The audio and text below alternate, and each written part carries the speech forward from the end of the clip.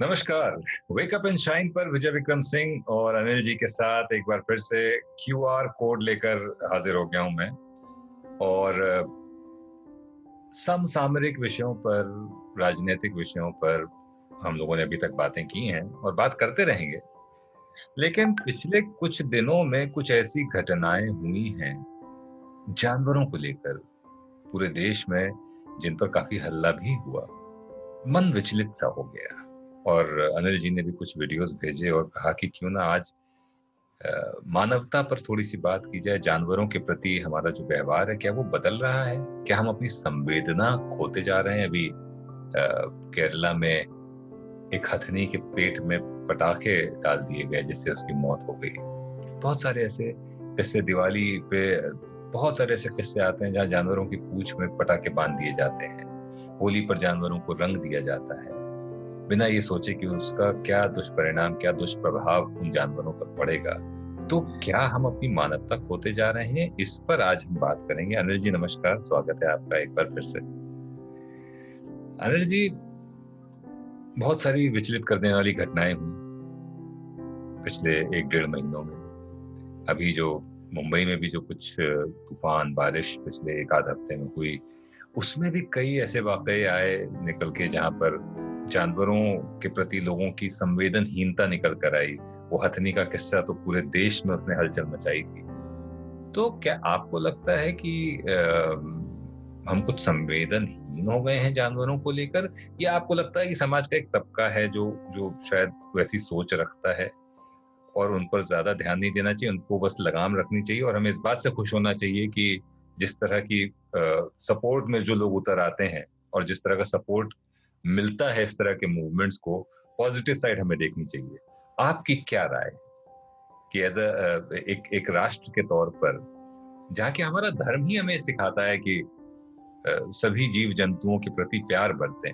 अभी आपने 2-3 दिन पहले ही मुंबई का एक वीडियो देखा होगा। जी जी। नाला में पानी भरा हुआ था। एक बाइक सवार ने देखा कि एक बिल्ली चारों ओर पानी में घिरी हुई है, हम्म तो उसने उसको अपनी जान को खतरे में डालकर उससे बचाया। और न हम्म केवल बचाया बल्कि वो उसको सुरक्षित अपने घर ले गया। क्यों? हम्म ताकि उसकी जिंदगी बच सके। जी, ये समाज का हमारा एक चेहरा है। समाज का एक दूसरा चेहरा भी है जिसे किसी से सरोकार नहीं है। हम्म उसे सिर्फ अपने जीने और अपने खाने से मतलब है। मैथिली शरण गुप्त की एक कविता है मनुष्यता। उसमें एक पंक्ति आती है कि यही पशु प्रवृत्ति है कि आप ही चरे। पशु अर्थात पशु जो है उसकी प्रवृत्ति यह है कि उसको खुद का खाना है, खुद का सोचना है। जी। अब आप सोचिए कि आज के जमाने में वो प्रवृत्ति पशु की है या इंसान की। आपने तमाम वीडियो देखे होंगे जहां एक हिरणी जो है वो शेर के शावक को दूध पिला रही है ताकि वो बच जाए। जी आपने ये वीडियो देखे होंगे कि एक बकरी गाय के बछड़े को दूध पिला रही है ताकि वो बच जाए। जी जी जी। ये अब उस कविता की प्रासंगिकता आज किस पर है? हम पर है या पशु पर है? ये आज समझने वाला सबसे बड़ा इशू है। आज इस बारिश में देखिए, पशु क्रूर नहीं है, हालात क्रूर है।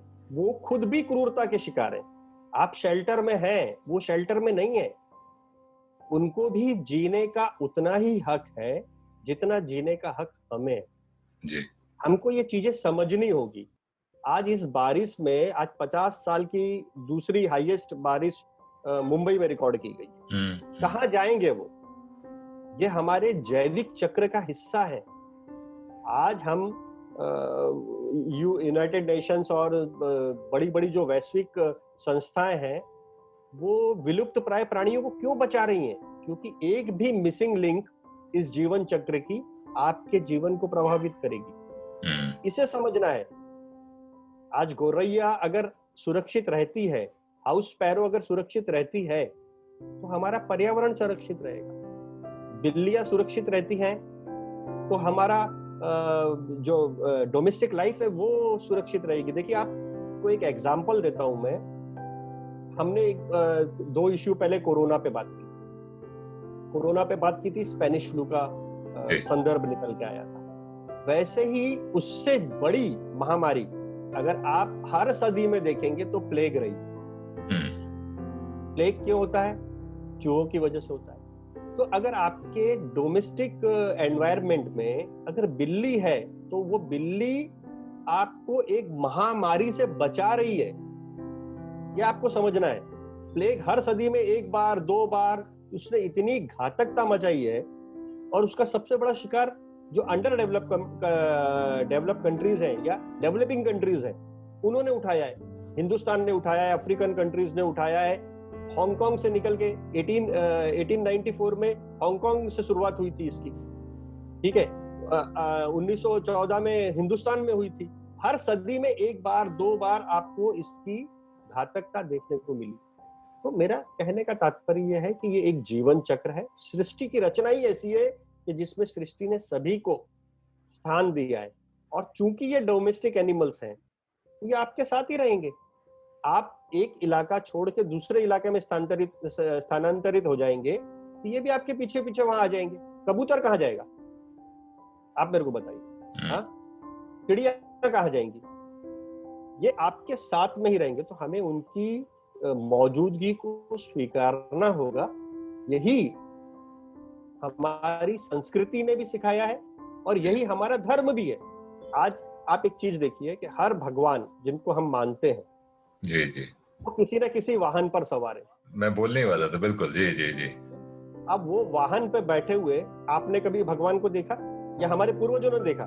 किसी ने देखा नहीं। लेकिन उसका तात्पर्य ये है कि आप उसका महत्व समझे, उस जीव का महत्व समझे, क्योंकि वो जीवन चक्र का एक हिस्सा है। जी। आज हम नदियों को पूजते हैं, तो नदी को क्यों पूजते हैं?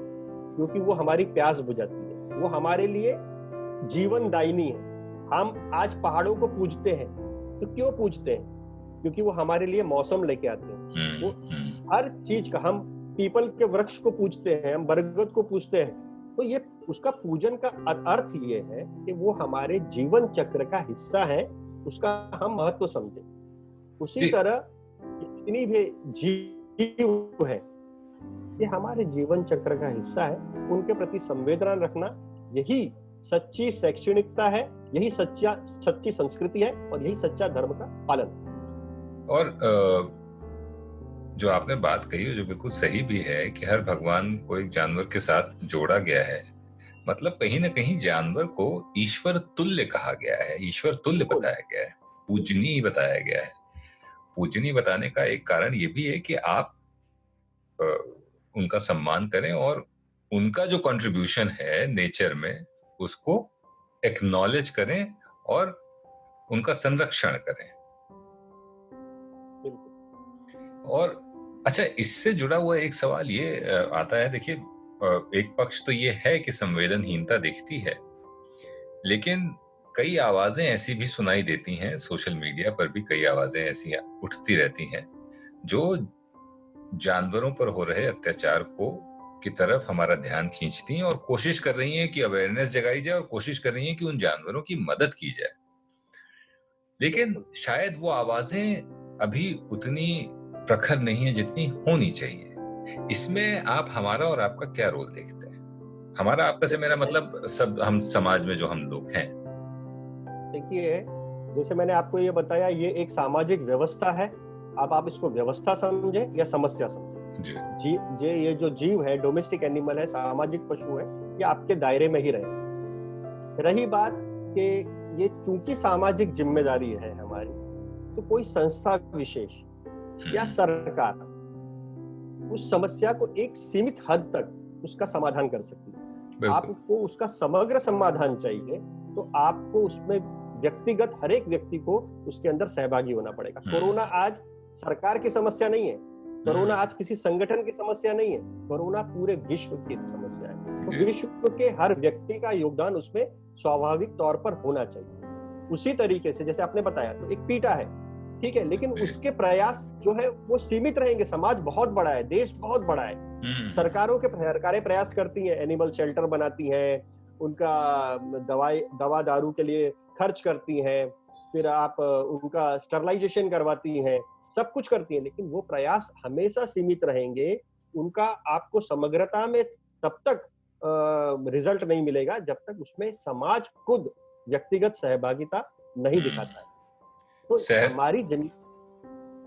हमारी जिम्मेदारी ये है कि हमको उसमें सहभागी होना है। हम जितने अपना स्तर पे कर सकते हैं वो हमको करना है। माना मैंने कि देखिए डोमेस्टिक एनिमल से प्रॉब्लम्स आपको और हमको होती है, लेकिन उस प्रॉब्लम का सॉल्यूशन ये नहीं है कि उनको मरने के लिए छोड़ दिया जाए। जी। आज आप बताइए, एक एग्जांपल आपको मैं दे रहा हूं, आज कोरोना की परिस्थिति में आप और हम जी रहे हैं। हम सैनिटाइजर लगा रहे हैं, हम मास्क लगा रहे हैं, हम घर पे बैठ के वीडियो कॉन्फ्रेंसिंग में बात कर रहे हैं जी। ठीक है, हम बाहर नहीं जा रहे हैं, हमारे बच्चों को हमने घरों में कैद कर रखा है। क्यों? इसलिए कि हम कोरोना का डायरेक्टली कुछ नहीं बिगाड़ सकते। वो दृश्य नहीं है, अदृश्य है। हम किसका बिगाड़ सकते हैं? हम दृश्य का बिगाड़ सकते हैं। जो जानवर हमको दिख रहा है हम उसका बिगाड़ सकते हैं, हालांकि वो जानलेवा नहीं है जी। आप उसको उठा के बाहर फेंक सकते हैं। तो जब आप कोरोना पे करोड़ों रुपया खर्च कर सकते हैं आपको अपने आप को सुरक्षित करने पे, तो इन जानवरों से होने वाली छोटी मोटी समस्या पे आप कुछ आर्थिक खर्च करके उस समस्या से निजात पा सकते हैं। हर समस्या का समाधान है। मैं इसमें अब डेविल्स एडवोकेट होने जा रहा हूँ यहाँ पर। अब मैं बात करने जा रहा हूँ उन लोगों से जो उन लोगों के बिहाफ पर या उन लोगों की सोच के बारे में जो कहीं ना कहीं, अगर मैं घृणा शब्द का इस्तेमाल ना भी करूं तो शायद कहीं ना कहीं जो जानवरों के साथ कंफर्टेबल नहीं होते हैं, शायद सफाई की वजह से या डर की वजह से। और उसका एक कारण ये भी, कई लोग जैसे मेरी रिश्तेदार हैं, उन्होंने कहीं कुत्तों के एक झुंड को एक बच्चे पर अटैक करते हुए देख लिया था। तब से उनका कुत्तों के प्रति, डोमेस्टिक डॉग्स के प्रति उनकी सोच एकदम बदल गई। और ऐसे वाकये होते रहते हैं जहां पर स्ट्रे डॉग्स जो हैं वो कभी अटैक कर देते हैं या बहुत नुकसान पहुंचा देते हैं। इस पर क्या जिम्मेदारी सरकार की बनती है या समाज को ही सामूहिक रूप से सामने आना पड़ेगा कि हम एक ऐसा एनवायरनमेंट क्रिएट करें जहां पर इस तरह की सिचुएशन ना आए, लेकिन उसका कहीं भी सॉल्यूशन ये नहीं है कि इन जानवरों को मार दिया जाए, या जैसे हमारे यहाँ तो ऐसे किस्से भी हुए हैं कि स्ट्रे डॉग्स को जहर वाला खाना देके मार दिया गया है, जो कि बिल्कुल जी जी ये ऐसा है। तो आपने प्रॉब्लम्स बताई कि एक स्ट्रे डॉग ने या उसके झुंड ने किसी बच्चे को मार दिया। उसी जगह पर आप देखिए कि एक स्ट्रे डॉग ने अपनी जान देके एक बच्चे की जान भी बचाई। जी जी बिल्कुल बिल्कुल। तो इसका एक अभी और आप एनिमल्स की बात छोड़ दीजिए, इंसानों ने कितनों की जान ले ली। रोज आप बलात्कार और ये छोटी बच्चियों को, तो आप इंसानों से घृणा करने लगेंगे? नहीं। देखिए, जानवर से या इंसान से घृणा करना नहीं, उसकी जो प्रवृत्ति है वो क्यों डेवलप हो रही है। अगर वो स्ट्रे डॉग ने किसी पे अटैक किया तो क्यों किया? किसी न किसी ने उसको इस तरह से प्रताड़ित किया होगा कि उस जानवर को खूंखार बनने पे मजबूर किया होगा। जी हाँ, जी हाँ, जी हाँ। कभी भूख, कभी कुछ और कारण। तो इसीलिए हमारी जो समस्या है, जो मैंने आपको बताया, अगर ये चीजों को आप अगर ध्यान से देखेंगे तो आपका उसी में आपको समाधान भी मिल जाएगा। इंसान से ज्यादा क्रूर कोई नहीं है इस दुनिया में। तो अगर आपको इस चीज से घृणा हो रही है तो सबसे पहले घृणा होगी इंसान से। तो ये चीजें हैं।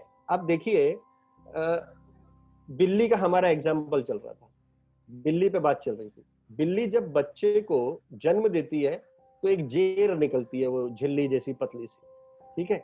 हर व्यक्ति उसको चाहता है कि वो मेरे को मिल जाए और मैं उसको तिजोरी में रखूं, सांप की कैचुली को रखूं, ताकि मेरे घर में लक्ष्मी आए। ठीक है, आपको वो जेर तो चाहिए, लेकिन उसकी जन्मदाता बिल्ली नहीं चाहिए। वो आपको फिर अलक्ष्मी प्रतीत होने लगती है। उसकी जेर लक्ष्मी लाती है, तो वो बिल्ली अलक्ष्मी कैसे लाएगी? ये अपने आप में विरोधाभास है और अंधश्रद्धा है, और अंधश्रद्धा को कानूनन अपराध माना गया।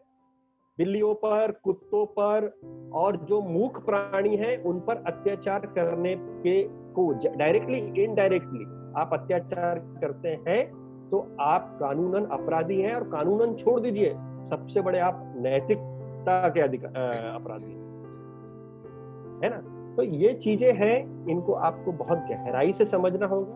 बहुत बारीक सी पतली सी लाइन है, इसको समझना है कि वो जिएंगे तो हम जिएंगे। हम जीवन चक्र को तोड़कर और सभी को मारकर अकेले इस सृष्टि में जिंदा नहीं रह सकते। ये सच्चाई है।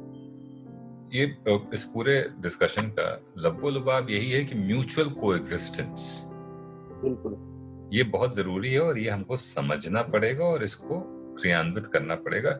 आपकी अपनी घृणाएं या अपने डिसलाइक्स उनको साइड में रखना पड़ेगा और एक साइंटिफिक अप्रोच रखनी पड़ेगी एनिमल्स के प्रति। जैसे आपने बहुत खूबसूरती से समझाया कि क्रूरता हर जगह एग्जिस्ट करती है। अब अगर एक आदमी ने चोरी कर ली है तो इसका मतलब ये नहीं कि आपको जो भी आदमी दिखे, या एक मान लीजिए मैं एक बहुत ही वेग सा एग्जांपल लेता हूं कि अगर एक दाढ़ी वाला आदमी आपके घर में घुस आया और चोरी करके चला गया तो आप सभी दाढ़ी वालों को जेल में नहीं भेज दोगे, सभी दाढ़ी वालों को।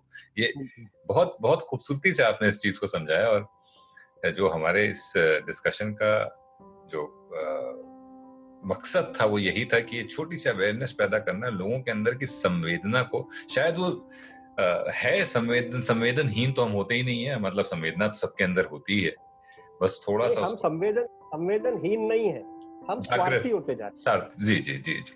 प्रॉब्लम सबसे बड़ी ये है कि जब हम स्वार्थी होते हैं ना तो बहुत सारी चीजों पे, अभी यही वही समाज है जो आज थोड़ा सा किसी चीज को लेकर एग्रेसिव है, लेकिन जब उसके सामने समस्या आती है तो उसी के बहुत सारे जो लोग हैं वो आगे हाथ बढ़ा के मदद भी करते हैं। लेकिन स्वार्थ में कई बार हम नेचुरल जस्टिस नहीं दे पाते। अब देखिए, हम एक बात यही है कि जैसे हम हर एक व्यक्ति एक ना किसी धर्म को मानता है। धर्म क्या है?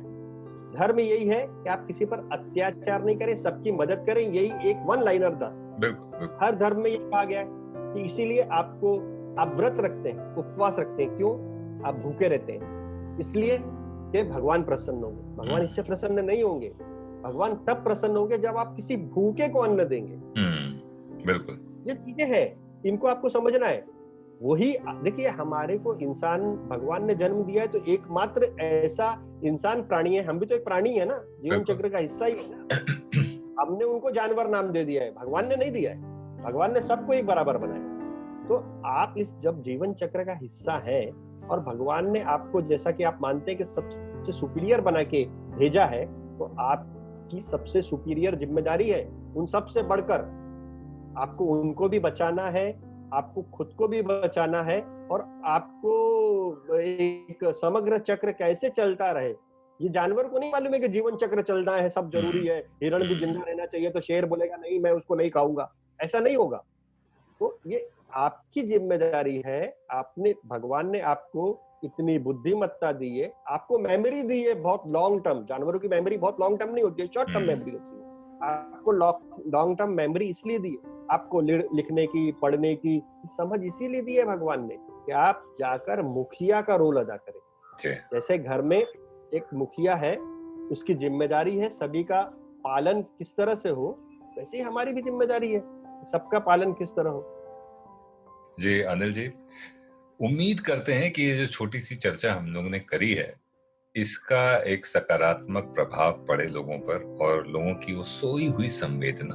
और ऐसा नहीं कि सब लोग ऐसे हैं, जो एक तबका है जो जानवरों के प्रति संवेदना नहीं रख रहा है या उनको परेशानी के तौर पर देख रहा है, वो अपनी सोच में थोड़ा सा बदलाव लाएं और वही म्यूचुअल कोएग्जिस्टेंस, सहभाव, जिस पर विशेष तौर पर बदलाव वो नहीं भी अगर ला सकते हैं किसी कारणवश, तो उनको उन लोगों के लिए अड़चन नहीं बनना चाहिए जो ये काम कर रहे हैं। बिल्कुल, जैसे मेरी नजर में आया कि ऐसे लोगों ने एग्जांपल दिए कि भाई आप खाना खिला रहे हो ना, तो ये आपकी जिम्मेदारी है।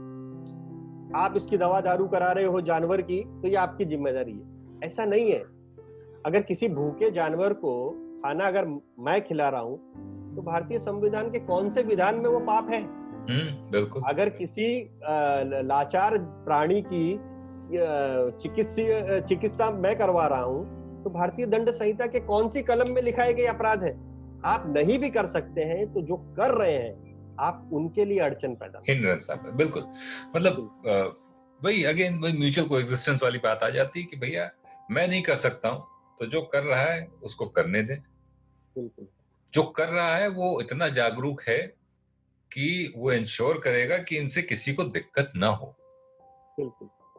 तो इसी थॉट के साथ मैं आपका धन्यवाद देना चाहूंगा और उम्मीद करता हूं कि इस कॉन्वर्सेशन को सुनने के बाद लोग थोड़ा सा जागरूक होंगे, थोड़े से और संवेदनशील होंगे। देखिए, एक पॉजिटिव नोट के साथ में कि हम चाहते हैं कि देश में क्रांति हो, जी। समाज में बदलाव हो, लेकिन हम चाहते हैं कि क्रांतिकारी बगल वाले के घर में पैदा। ये सोच से बाहर निकलना होगा।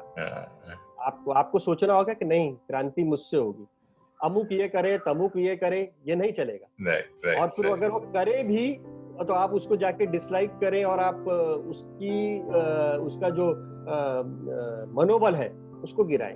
ये नहीं हो सकता। पीछे न खींचे, टांग न खींचे किसी की। बिल्कुल, हर एक की कुछ मजबूरी हो सकती है कि अगर वो नहीं कर रहा है तो उसकी मजबूरी है, तो जो कर रहा है उसके करने के जो उसका जो तात्पर्य है उसको आप ये नहीं करिए, उसको हर्ट मत।